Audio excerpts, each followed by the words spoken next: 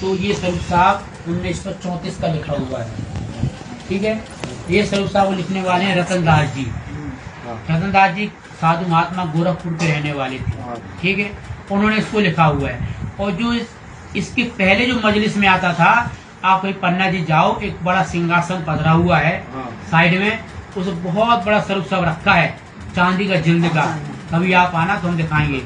तो वो स्वरूप साहब लिखा गया है गड़ाकोटा में।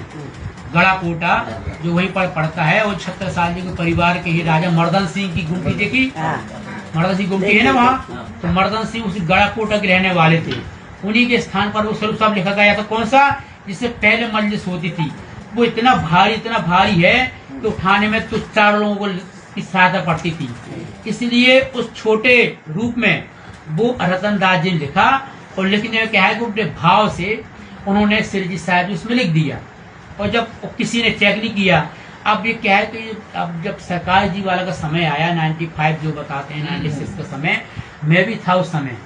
तो क्या होता कि सबसे पहले गलती जो की है वो हमारे यहाँ से कृष्णदास जी ने ही जगदीश जी को वही स्वरूप साहब दिखाया जो उस समय का अभी प्रेजेंट का लिखा हुआ था कि देखो श्रीजी साहब जी।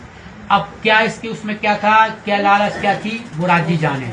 लेकिन वहीं से इसका बवाल फिर पैदा हुआ, और कितने यहाँ पर मीटिंग हुई, कितने विद्वान बुलाया गया, कितनी बहस हुई, और सबने हस्ताक्षर किए कि निजनाम कृष्ण जी है, और उसने भी माना। लेकिन क्या है कि हट जो होती ना, वो हट क्योंकि शुरू से हट थी, तो हट के कारण अपनी पहचान के लिए इतना बवाल उठा है।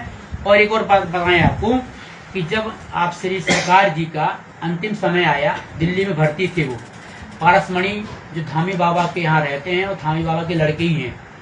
पारसमणि को आप जानते होंगे। तो पारसमणि खुद दिल्ली गए, वहाँ पर धामी बाबा के साथ सरकार जी वहाँ भर्ती थे, क्योंकि किडनी का उनका वो डायलिसिस होता था।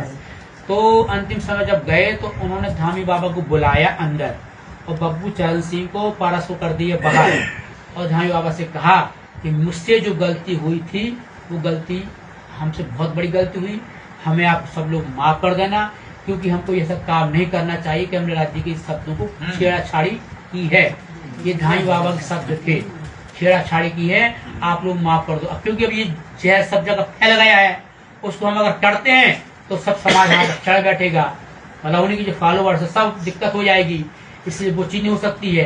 इसलिए माफ कर दो, जो राज्य सजा देंगे हम तैयार हैं, हमसे गलती तो हुई है तो हमको नहीं माफ करें, ऐसा उनके विचार थे। तो ये बात पारसमणि से कही आकर के बाद में, और पारसमणि ने खुद हमको स्वयं बताई।